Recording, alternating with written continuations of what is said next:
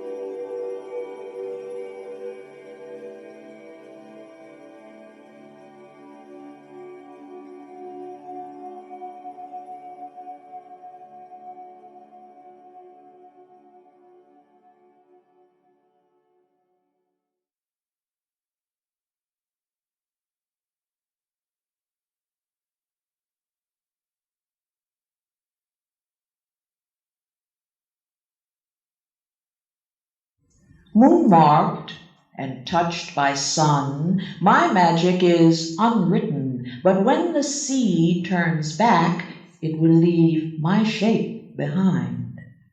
I seek no favor untouched by blood, unrelenting as the curse of love, permanent as my errors or my pride. I do not mix love with pity, nor hate with scorn, and if you would know me, look into the entrails of Uranus where the restless oceans pound. I do not dwell within my birth, nor my divinities, who am ageless and half-grown, and still seeking my sisters in Dahomey. Witches wear me inside their coiled cloths, as our mothers did, mourning. I have been woman for a long time. Beware my smile. I am treacherous with old magic and the noon's new fury. With all your wide futures promised, I am woman and not white.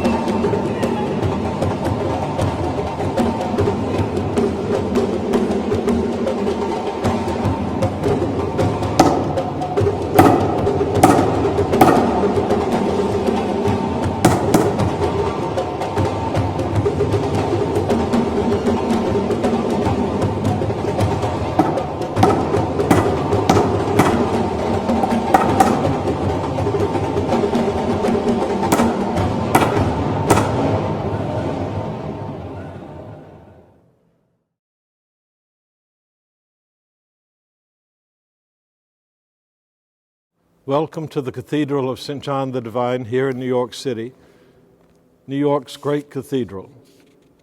Tonight, I am especially pleased to welcome you to the American Poets Corner, which is the only shrine to American literature in this country. Each year, our poet in residence and the 12 electors debate which American writer, either for prose or poetry, will be recommended to me, the dean, for induction. Normally, we come together on the second Sunday of November for a service and induction ceremony, followed by a celebration of the inductee. The situation, of course, has been very different over these past 12 months, and it looks like it will continue well into next year. Tonight's program, which includes live and pre-recorded tributes and readings, celebrates one of America's most prescient voices, Audre Lorde. She dedicated both her life and her creative talent to confronting and addressing injustices of racism, sexism, classism, and capitalism. Although she died 28 years ago, a memorial service was held for her in this cathedral. Her words are as relevantly powerful, and possibly more so, today than they were in her lifetime. I am so delighted that friends, close friends of Audre Lorde and members of her family are with us tonight, and I look forward to meeting each of you. I hope very much that we will be together in November when we honor the 2021 inductee and then, in person, celebrate Audre Lorde. I am now honored to introduce to you our distinguished Cathedral Poet in Residence, Marie Howe, who will unveil the stone and be your host tonight. Hello, everyone. Welcome to this extraordinary evening. We have been watching the numbers as people have entered our virtual space, and it's truly thrilling to be together in this way. At first, we were so sad that we couldn't be together in the cathedral, but somehow on this snowy night, it seems like we've made a hearth to gather around. Today, as you know, is Audre Lorde's birthday, and even Google, and maybe you have noticed, has her picture on its opening page. And if you click on her picture, quotes come streaming down from her. It's remarkable. We wanted to welcome you and to ask you, if you want to tell us where you are right now, so that we can have a sense of, people are coming from so many places. So if you're comfortable doing it, just put in the chat where you're from. Oh gosh, so many places. Astoria, San Diego, Woodstock, Brooklyn, Morningside Heights, California, Oakland, Tucson, Oakland again, Minneapolis, Norfolk, Virginia, the Bronx, New Milford, Connecticut, Morningside Heights, Saratoga Springs, Queens, New York City, Western Massachusetts, New Paltz, Dublin, Lake Carmel, New York, Washington Heights again, Upper West Side. It's wonderful to see you all. Thank you so much for joining us.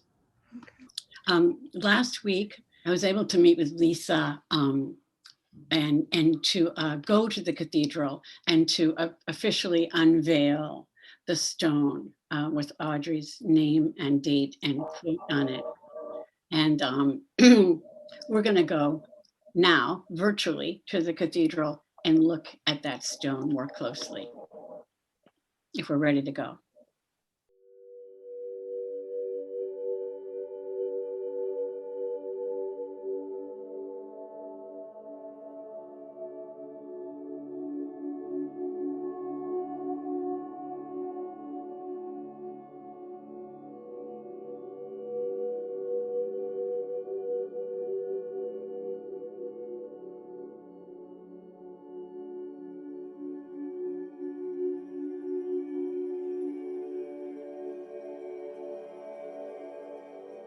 Audre Lorde, Black, lesbian, mother, warrior, poet. We are privileged to induct you today into the Poets' Corner of the Cathedral Church of St. John the Divine.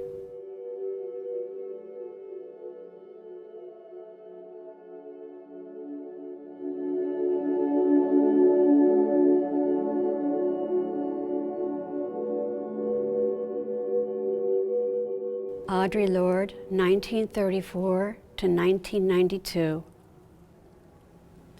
When we speak, we are afraid our words will not be heard or welcomed. But when we are silent, we are still afraid. So it is better to speak. The cathedral is open. And if you are in New York City, you can go to see the stone yourself. And next year when we induct, excuse me, the writer for 2021, we will also celebrate Audre Lorde again in person, who we celebrate now. And now some of our electors will read from Audre Lorde's poems and journals. They will introduce themselves and read one after another.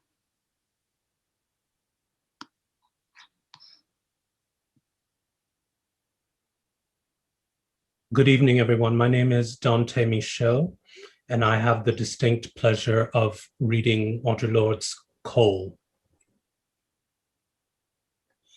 I is the total black being spoken from the earth's inside. There are many kinds of open. How a diamond comes into a knot of flame, how a sound comes into a word colored by who pays what for speaking. Some words are open like a diamond on glass windows, singing out within the crash of passing sun. Then there are words like stapled wagers in a perforated book, buy and sign and tear apart, and come whatever wills all chances, the stub remains, an ill-pulled tooth with a ragged edge. Some words live in my throat, breeding like adders. Others know sun seeking like gypsies over my tongue to explode through my lips, like young sparrows bursting from shell. Some words bedevil me. Love is a word, another kind of open. As a diamond comes into a knot of flame, I am black because I come from the earth's inside. Take my word for jewel in your open light. Thank you.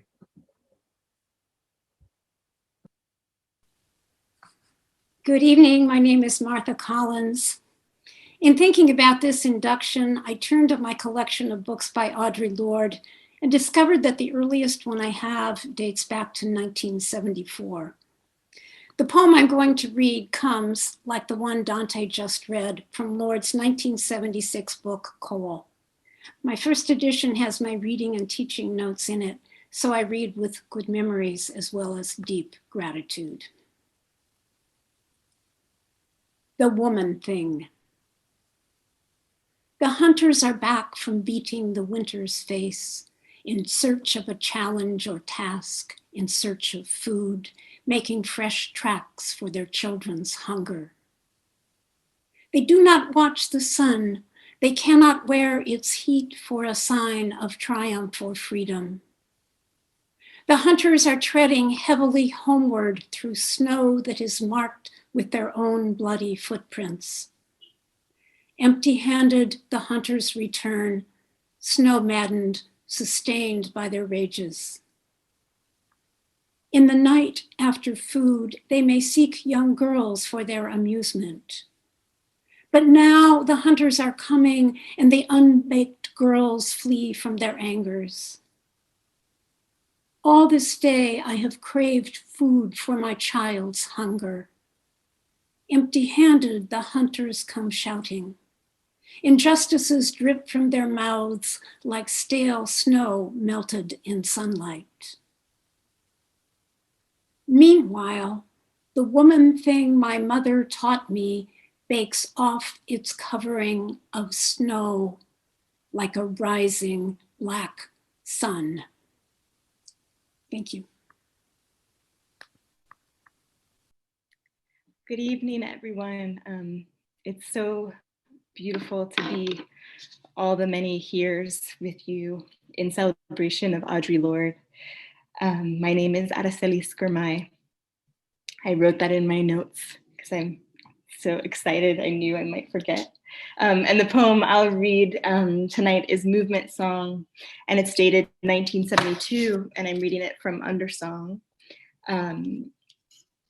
And it surprised me that this is the poem that's been circling and circling. And I think part of it is that I sense that it carries a spectrum of pressures on love and the shared effort of being with and knowing another. In this poem, I sense something of the touch and scrutiny of Audre Lorde's uses of the erotic. Even in the wake of another's unwanted leaving, there's the power of their once shared effort. There's the touch she allows and the remembering she rejects.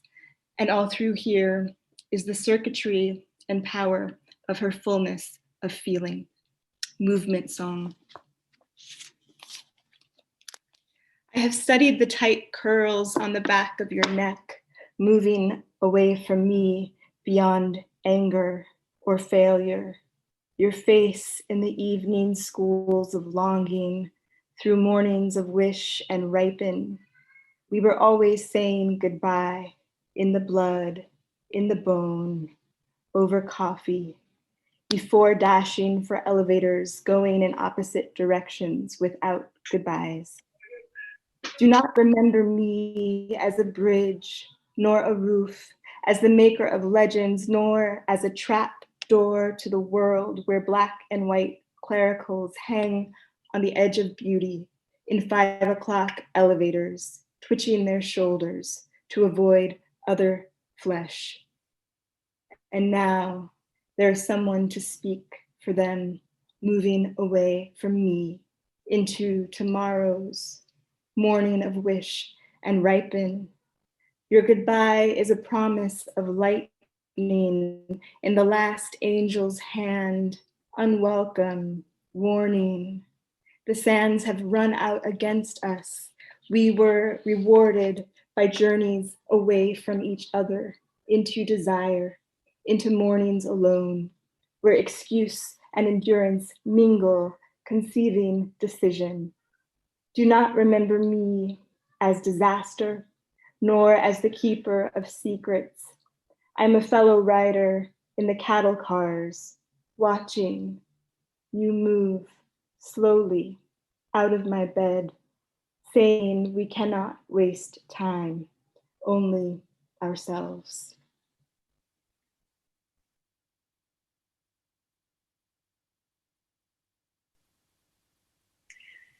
Good evening. This is Marilyn Nelson. I am reading a poem as a belated thank you to Audre for showing to African-American women poets who were only slightly younger but needed a leader, showing us a way to reconcile and embrace our multiple identities. I think I was unmuted. The poem I'm reading is called Who Said It Was Simple? There are so many roots to the tree of anger that sometimes the branches shatter before they bear. Sitting in Nedics, the women rally before they march, discussing the problematic girls they hire to make them free. An almost white counterman passes a waiting brother to serve them first. And the ladies neither notice nor reject the slighter pleasures of their slavery. But I, who am bound by my mirror as well as my bed, see causes in color as well as sex, and sit here wondering which me will survive all these liberations.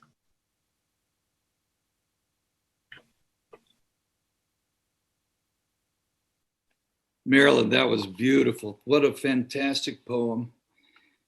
What a fantastic event and moment to honor Audre Lorde. I was there in St. John the Divine, St. John's the Unfinished, sometimes we call it, for her memorial in '93. I've never been to such an event. I want to tell you, there were so many flowers and poets. You got to use words like apse and knave because this was happening. And it was a beautiful, and how marvelous to have this cycle where now she can be honored in stone the way that she was honored that day with the Living Poets Tribute. And it will be alive when we come together. I'm going to read a poem called New York City from Audre's book, New York Head Shop and Museum. You'll recognize the time period. It's part one. You can find part two on your own, and you better, or you'll never know how this poem ends up. How do you spell change? Like frayed slogan underwear with the emptied can of yesterday's meanings with yesterday's names? And what does the wee bird see with who has lost its eyes? There's nothing beautiful left in the streets of this city. I've come to believe in death and renewal by fire, past questioning the necessities of blood or why it must be mine or my children's time that will see the grim city quake to be reborn, perhaps blackened again, but this time with a sense of purpose, tired of the past tense forever, of assertion and repetition of the ego trips through an incomplete self where 2 years ago proud rang for promise, but now it is time for fruit and all the agonies are barren. Only the children are growing. And how else can the self become whole, save by making self into its own new religion?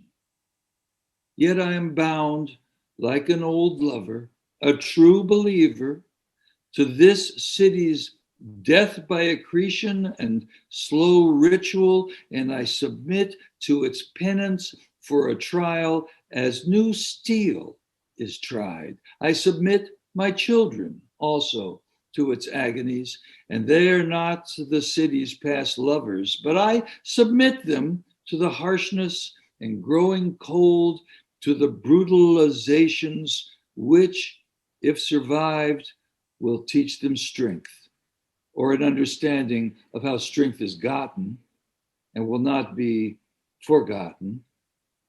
It will be their city then. I submit them, loving them above all others save myself, to the fire, to the rage, to the ritual sacrifications, to be tried as new steel is tried.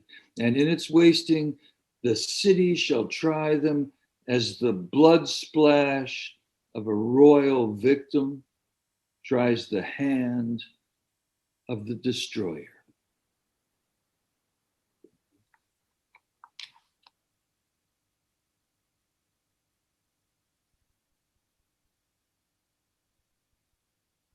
It is such a pleasure and joy to be here with all of you and to celebrate Audre Lorde, her life, her writing, her work.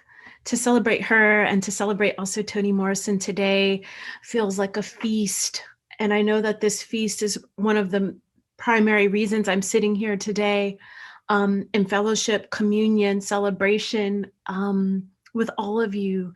And I know that Audre Lorde's work will continue through her life and what the stories and how we share her work, how that will go on.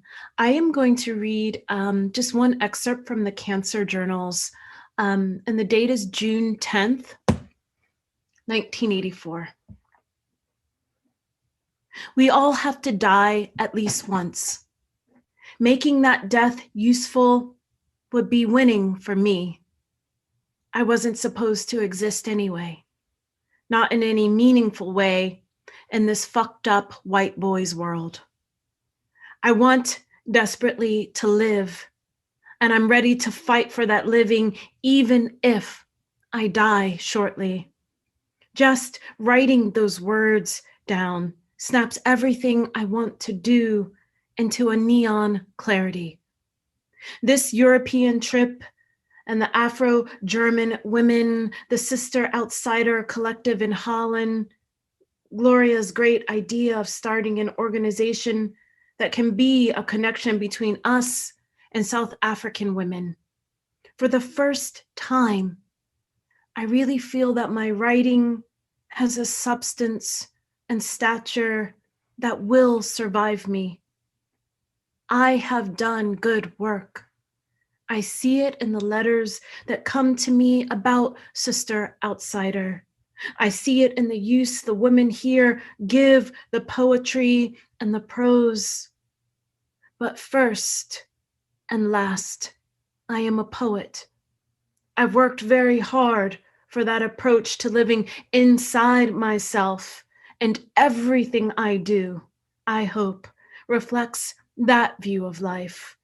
Even the ways I must move now in order to save my life. I have done good work. There is a hell of a lot more I have to do.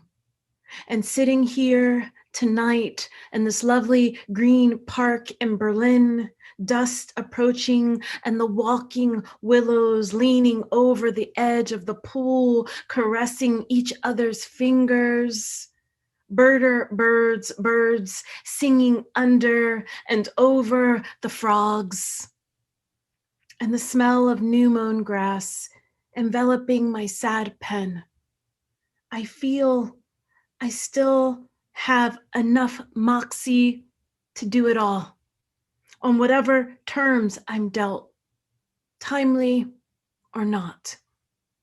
Enough moxie to chew the whole world up and spit it out in bite-sized pieces, useful and warm and wet and delectable because they came out of my mouth.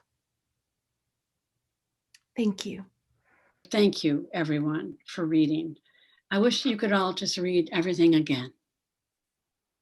Why don't we just do that? Read it all again. We are now over 300 people gathered here. It is my pleasure now to introduce my good friend, Donna Messini. Donna teaches poetry at Hunter College, which the college she attended. And she studied with Audre Lorde at Hunter College. And much of what I learned about Audre Lorde that didn't come from her writing came from Donna all these years, telling me stories about Audre, what Audre would say, what Audre would do, what Audre would say, and so many wonderful stories. So Donna, we're so happy that you're here. Welcome. Thank you, Marie. I'm so moved to be here. Sitting here in our beautiful Zoom cathedral, imagining the actual space packed with so many of us on the afternoon of Audre's memorial. I have the booklet sitting beside me, and because I was an usher, I also have the seating chart. We all have our own Audre. Tonight, I want to talk about Audre Lorde as teacher and mentor. I met Audre 40 years ago at Hunter College, which she too attended. In simple terms, Audre changed my life. There was before Audre and after Audre. And I know I'm not unique in that. Audre believed in teaching as a survival technique. And the learning process, she said, is something you can incite. Audre ignited something in me. Her questions, the way she listened, who minds the quartz that's keeping time on that watch you're wearing? Roaches have been around for 95 million years. That's survival. When she asked us to write about roaches, a young man wrote about being so lonely, he talked to the roaches in his kitchen. Audre urged us not to separate our politics from our interior lives, thinking from feeling. Meditate on this, she wrote in her brown ink on one of my poems. She asked us to write a poem called Growing Up in America. It would be years before I'd write that poem, and years still before I understood that perhaps any poem I write might be called Growing Up in America. Poetry is not a luxury, Audre said. Your silence, she said, will not protect you. Interrogate, investigate. Fear sounds like, anger looks like, as racist as. How does it make you feel? She'd interrupt as we addressed one another's poems. She was demanding, confrontational. Why do you write? She asked on the first night of class. At my turn, I laughed, nervous. Read Henri Bergson on laughter, she ordered. Though I soon learned Audre really loved to laugh. One night she stormed into our dingy, plaster falling down around us classroom. Eleanor Bumpers, she shouted. Eleanor Bumpers. We looked around at one another. No one had a clue. That afternoon, in an effort to evict the elderly disabled Black woman from her Bronx apartment, police had shot and killed her. Eleanor Bumpers. Audre said the names. Who is Emmett Till? What is happening in Soweto? Do you know where Grenada is? Don't think, she said to me one night, that what I've done in my life, I've done without fear. Everything I've done, I have done in spite of tremendous fear. Audre knew about fear and silence, her own, ours. When I said I couldn't write an anger poem, she wrote in that brown ink, anyone who wears boots like that knows about anger. Fear, anger, let's talk. For those who could listen, she spoke into our deepest selves. I'm sorry, she said one night in a cafe in the village. I'm talking to a part of you you don't know yet. Audre insisted we demand the most from ourselves, from our work, and to distinguish this from demanding the impossible. Her underlying admonition to live intentionally spoke to me, though at the time, other than waitressing, I didn't have any work to speak of. Audre helped us see that our politics, our desires, our boots and waitresships were part of our creative life. We were never meant to survive, she says in Litany for Survival. It's because of her so many of us did. Thank you.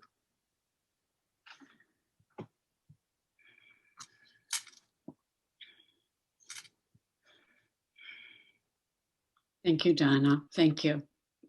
Anyone who has boots like that knows about anger. It's funny. It is now my great happiness to introduce the Poet Laureate of the United States of America, Joy Harjo. Joy could not be with us live tonight, so she pre-recorded her remarks in a poem. And here she is now.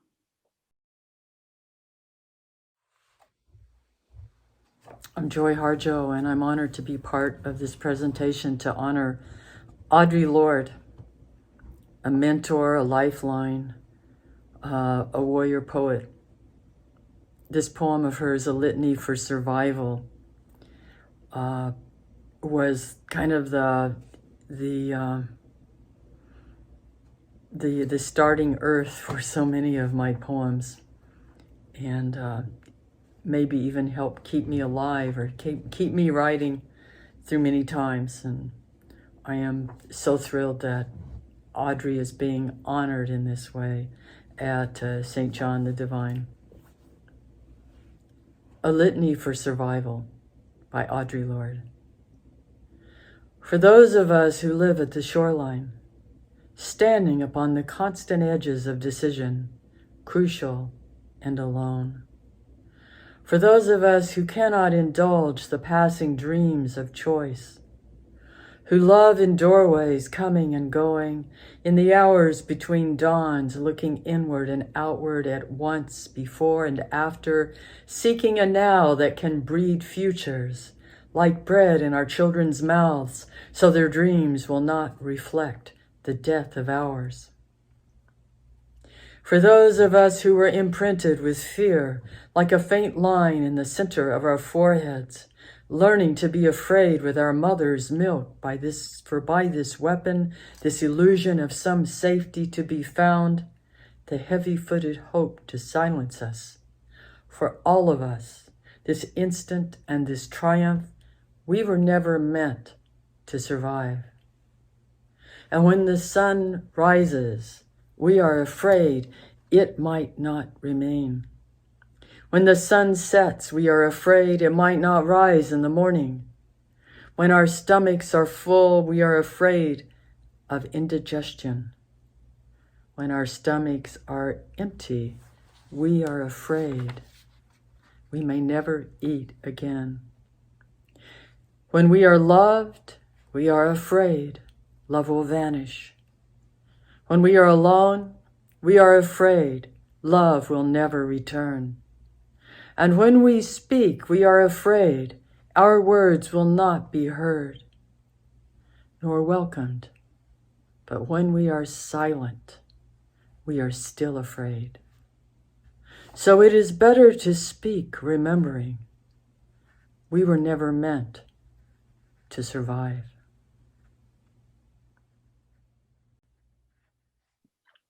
Joy, Harjo.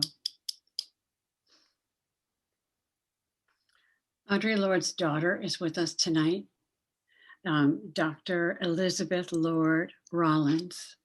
We are so happy to see you and to be with you. Thank you so much for joining us.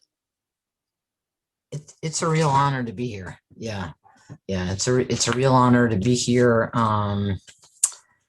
Yeah, it is a feast. It is an absolute feast, and I just feel completely blessed.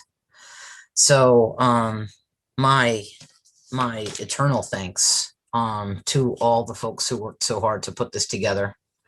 I'm greatly looking forward to getting back to St. John the Divine and seeing Jonathan and my mother's name in the Poet's Corner.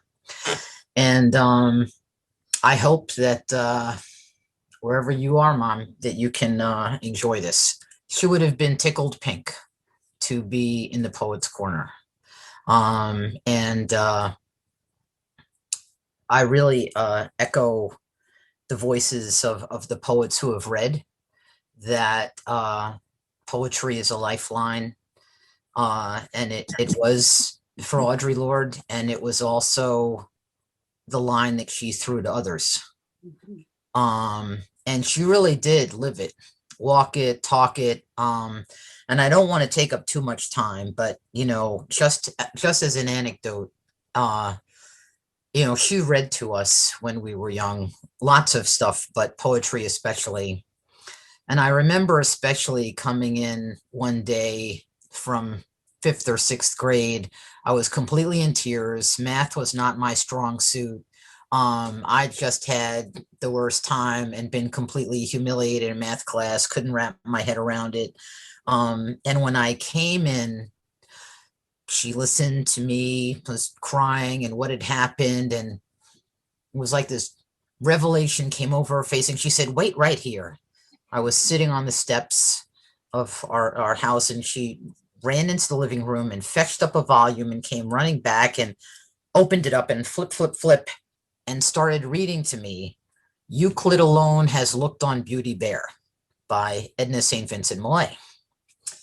It is a poem about math and geometry and sines and cosines. And oddly enough, I did feel very comforted at the end of the poem.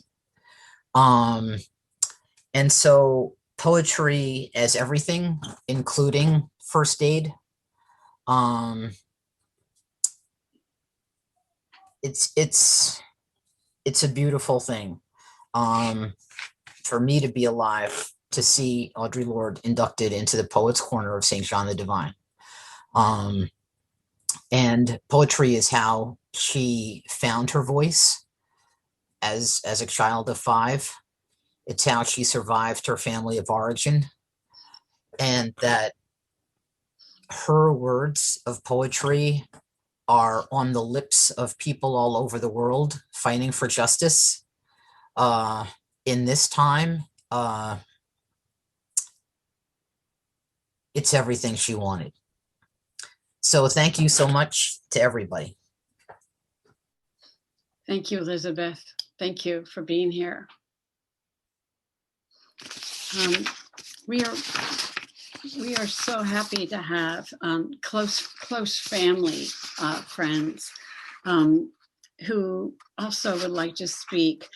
Specifically, we'd like to invite Claire Koss and Blanche Cook to share what they would like to share. Hello, both of you. Hi. Hello. This is so wonderful to be part of this amazing tribute to Audre. Can you hear me? Yes. Yeah, good. It's just a thrill to be part of this. Jackie, I see, Alexander, I see you are here. And I would like to just describe what the cathedral was like on January 18th, 1993 for that magnificent memorial, which has stayed with all of us who were lucky enough to be there. Jackie was the head of the team of conveners, and she had created, and they had created a dazzling festive table in front of the nave, Bob, got to use that word, and festooned in lush greenery and overflowing with fresh fruit and cowrie shells. And the audience, and cowrie shells, you know, symbolizing creativity and spirituality and feminist empowerment. And the audience was invited to take away these offerings from nature in honor of Audre's dangerous and powerful gifts to the world. It was just magnificent. And so to be here for this all these years later, because we had sought to have Audre admitted into the Poets' Corner back then. And now that it's happening, it just keeps widening the circle of recognition for her vast contributions. And it's just wonderful that it's happening. I had one little anecdote to tell about the absolute beauty, dignity, power of Audre when Blanche and I were visiting Gloria and Audre in St. Croix, and we had been riding around the estate where Judith's Fancy, and Gloria was driving and Audre was in the passenger seat and we were sitting in the back, and Gloria wanted to see what was happening with this big mansion that was being built on the hill above her. It was mostly white, predominantly white people resided in this Judith's Fancy community, right? And a white woman with a little white boy, little blonde boy, was coming from the building site. And so Gloria asked her, "Is this your new home?"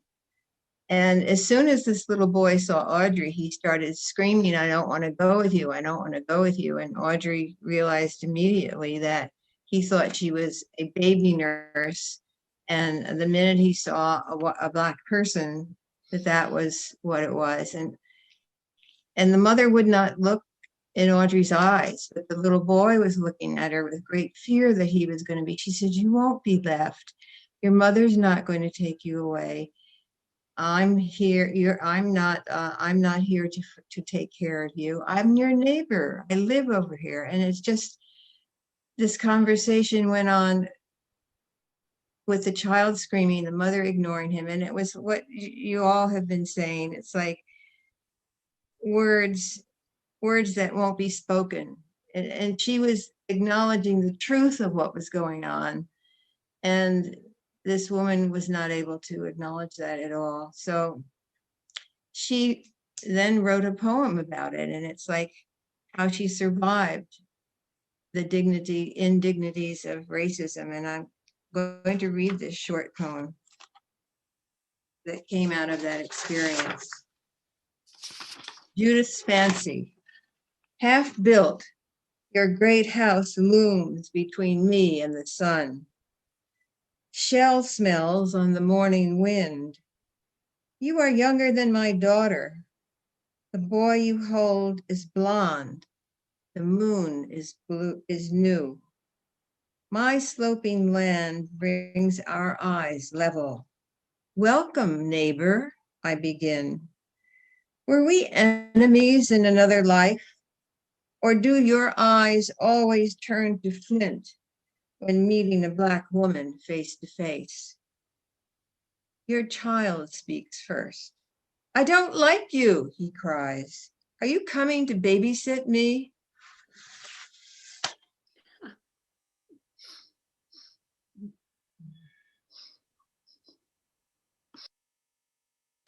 What's that? Audrey's bravery and vitality and vigorous vision and incredible gifts empower us all. And I really love Beth's notion that poetry is not a luxury, but also poetry could be first aid. I first met Audrey at Hunter when I was a student. He was a bit older, in 1958.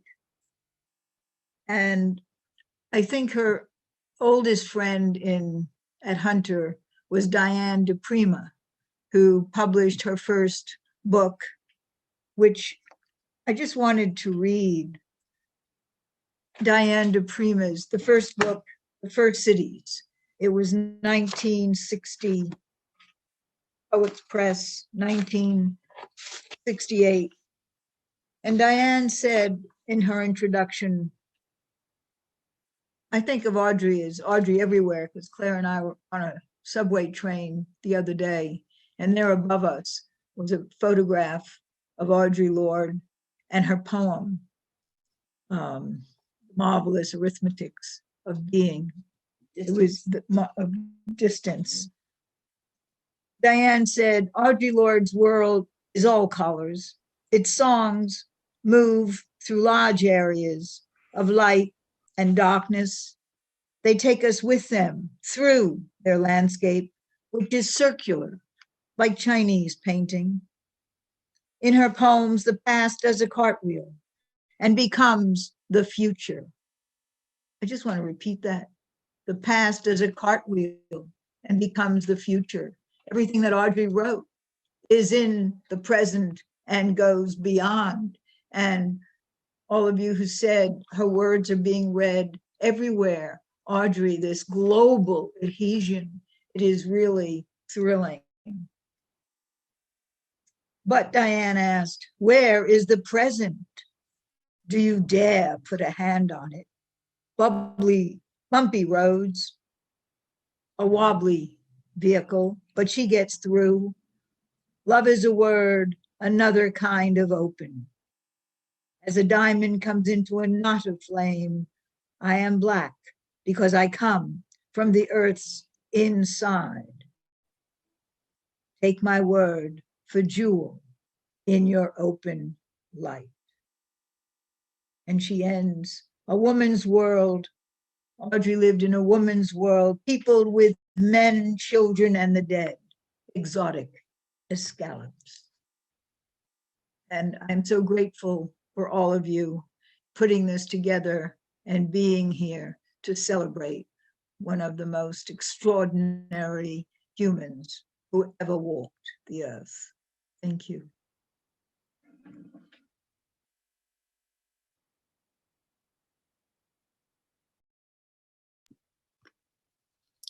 It's hard to catch my breath. We have some time. So if there are people here gathered who would like to speak or read or share something, we invite you to do so. We've decided that the best thing to do is to put your name in the chat if you would like to be called on to speak. We're with Patricia right now, and here's Elsa. So Elsa and then Patricia. Great. Hi, everyone. I was not expecting to do this, but there's a poem that Audre Lorde wrote called Recreation that has kept on roaming around in my mind, and I wrote a song around it, so I'm going to share it with you all. And excuse my nervousness, but my heart has been beating so fast throughout the event. Such a beautiful event. Thank you all.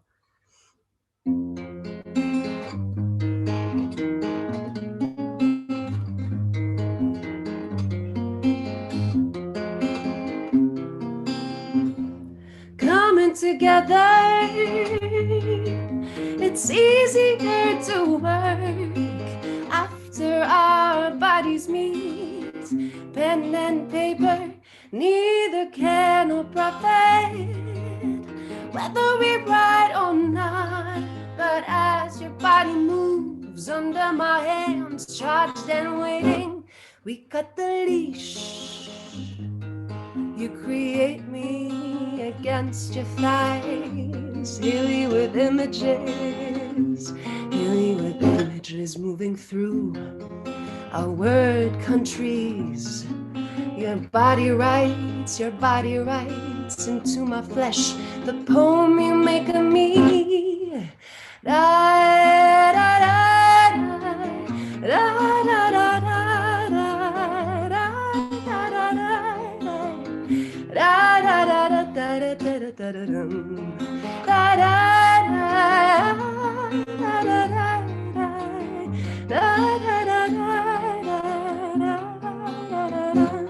touching you,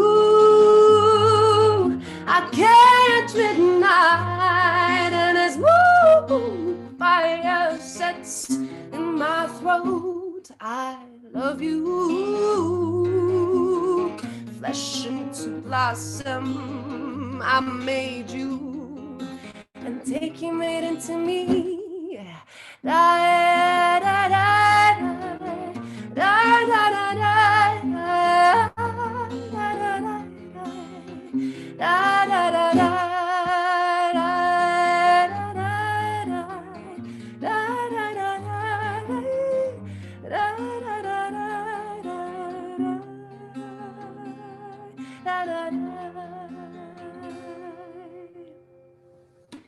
Just want to say I'm Lebanese. I'm based in New York, but I come from Lebanon, and even in Lebanon, Audre's voice has echoed and has inspired so many feminist movements.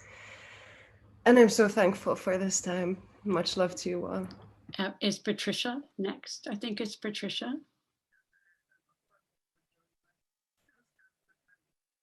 Hi, everyone. This is an unbelievably beautiful gathering. And I know that Audre Lorde would be so happy to see it.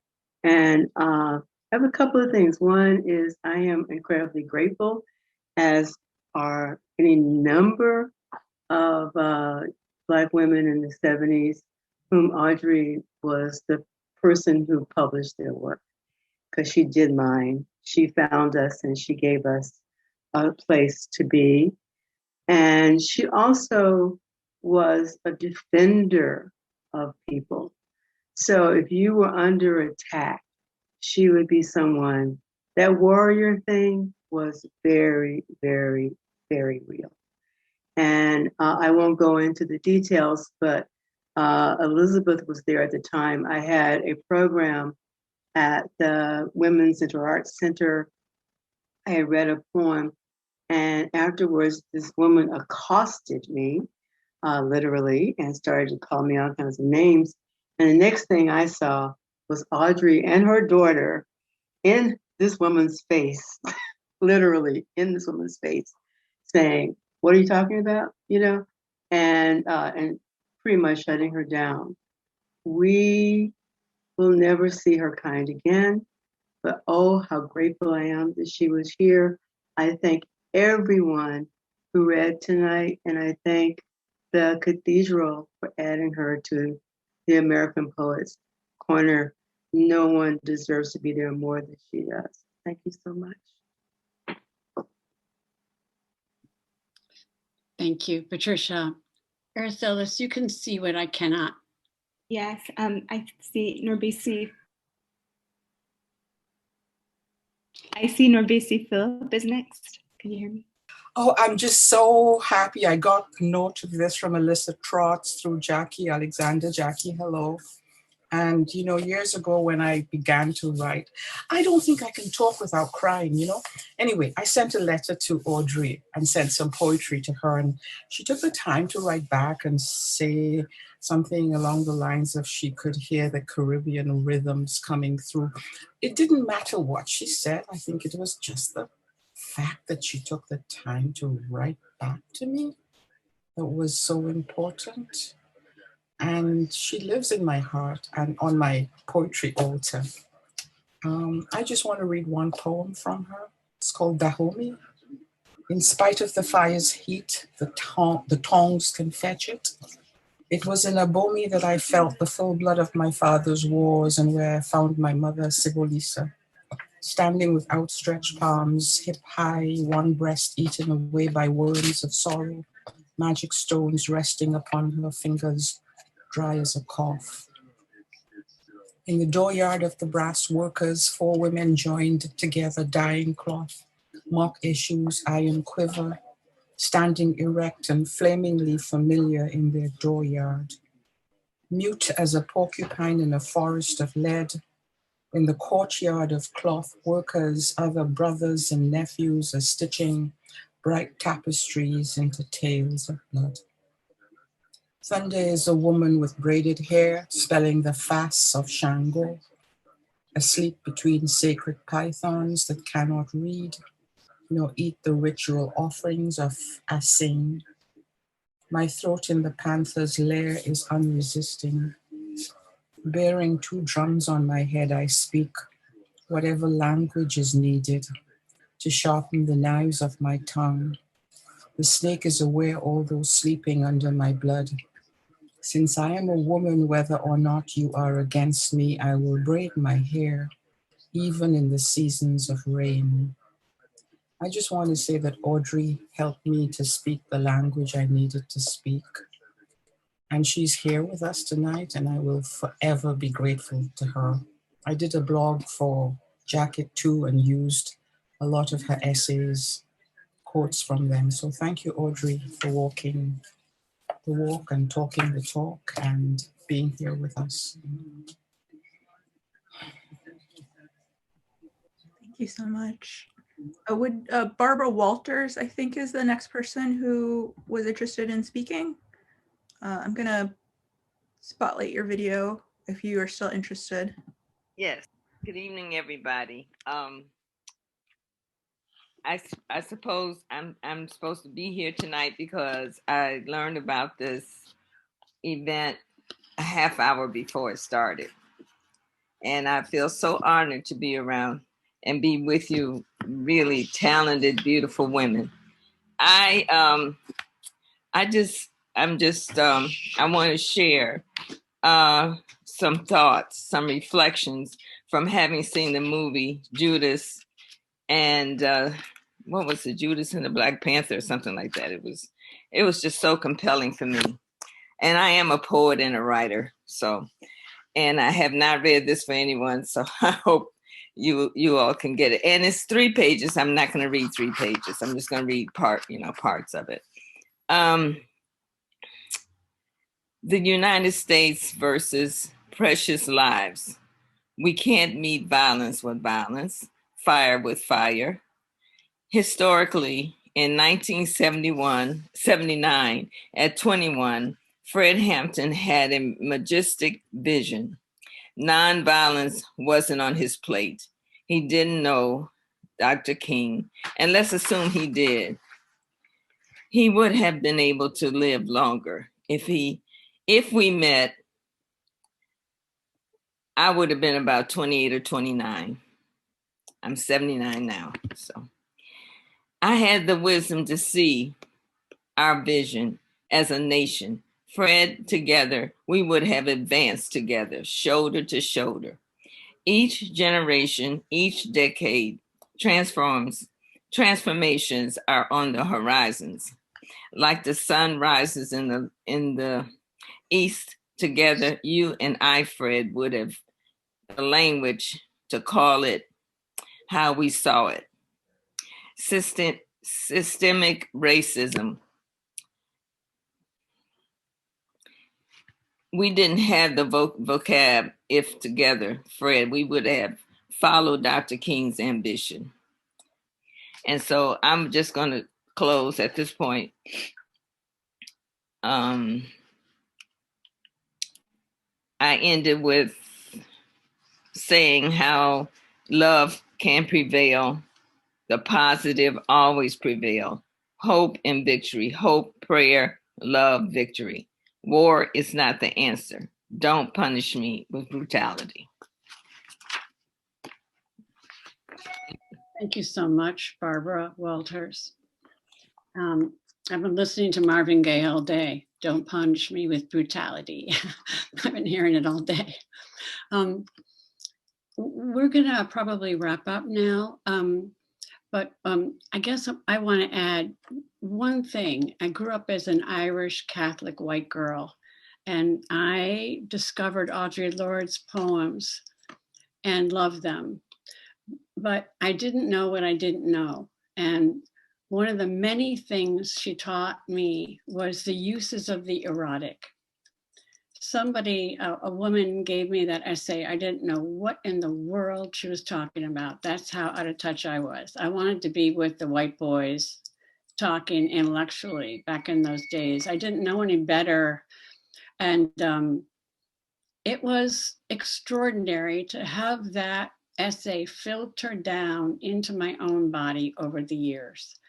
That what she's asking for in all of her poems, but in that essay, in particular, is that we do not send the body into exile, away from any discourse we hold with each other, that we actually feel our feelings and share them with each other. Right now, our country is reckoning with its terrible past. It's also, as we know, split so severely. What I've been dwelling in Audre Lorde's words over the last weeks, and it's such a relief because she doesn't fault me for being different. She says we are different. We can acknowledge our differences, listen to each other, and make a bridge. She'll be in the cathedral as long as the cathedral lasts, which will be a very long time. It's been a great honor to be with you all tonight. I want to thank Lisa and Isadora and Erica and Nidal for doing everything you did to make this possible tonight. Thank all of you for coming and for being here with us. We're going to finish with a very, very powerful video of Audre Lorde reading a poem in Berlin in 1984. And we will conclude the evening with that. She will have the last word.